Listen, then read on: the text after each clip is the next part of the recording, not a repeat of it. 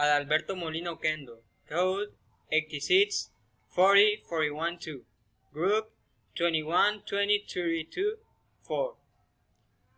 First, a brief description of the proposed innovation. Our innovative proposal to the company Alianza team is a mobile application which allows customers to show the portfolio of offered products by the company and receive orders. Second, how are you protecting the IP generated from the proposed innovation? Alianza team buy the license, which includes a strong server in a rented data center, with strong firewalls and code access, which change every time you can enter to configure it. Third, how are you evaluating the proposal? Through online registry called Symphony, which is monitoring of products.